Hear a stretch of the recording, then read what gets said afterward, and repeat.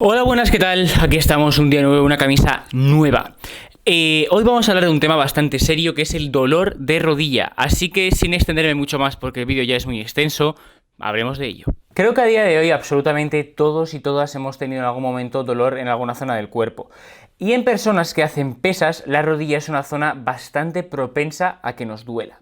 Y claro, mucha gente me pregunta, oye, ¿cómo soluciono mi dolor de rodilla? Pero es que realmente el dolor, ya sea porque nos hemos caído y nos hemos hecho daño o porque hemos querido o hemos perdido a un ser querido, es algo súper individual y complejo de abordar. Entonces, no puedo dar consejos por Instagram de cómo abordar el dolor de rodilla que tienes porque influyen absolutamente tantos factores en el dolor que no es fácil hacerlo. Ahora vamos a hablar de algunos de ellos.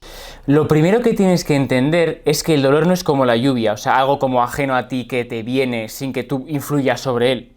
Realmente el dolor es más bien algo que generas tú, es decir, es tu cuerpo generando una cosa, ¿vale? O sea, no pienses que es algo ajeno a ti porque realmente lo que tú haces, lo que tú sientes, lo que tú crees, todo eso influye en el dolor que tienes. Entonces, no lo consideres algo como que tengo dolor, como que me ha venido, ¿vale? Es realmente algo que está implícitamente y muy relacionado a todo lo que haces y lo que piensas. Sí es cierto que es una experiencia desagradable y entonces estarás pensando, ¿por qué va a hacer mi cuerpo que yo tenga una experiencia tan desagradable como es el dolor?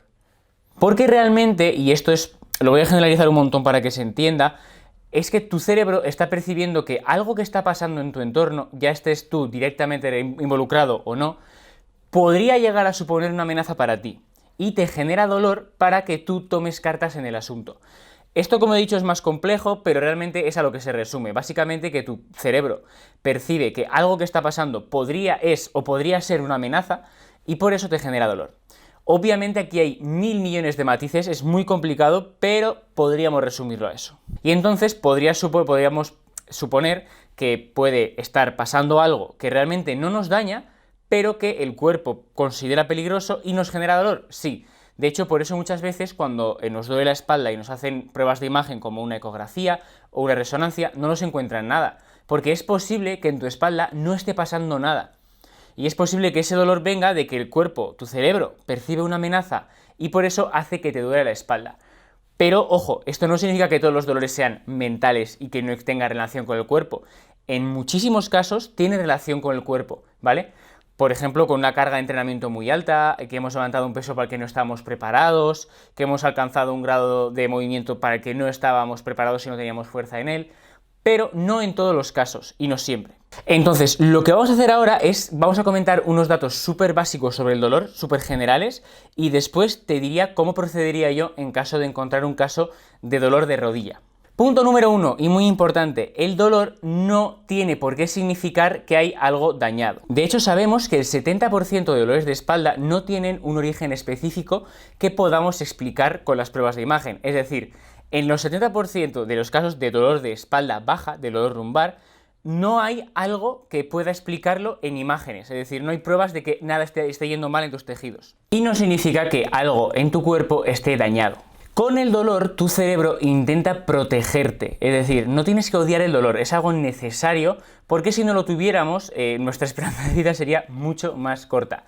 Así que a pesar de que es desagradable, y entiendo perfectamente, porque yo también lo he tenido, que sintamos miedo por el dolor, realmente no es algo malo, así que no le tengas miedo. Es algo que intenta protegerte y evitar que te hagas daño.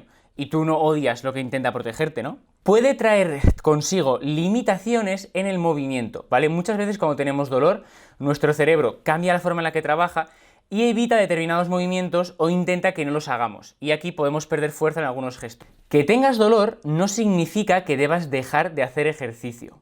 De hecho, es bastante interesante, una vez hemos llegado a un punto del tratamiento, que nos expongamos a aquello que nos genera dolor en grados bastante bajos, para que poco a poco nuestro cerebro interprete que no hay amenaza en ellos. Pero de esto lo haremos más adelante, no es tan fácil.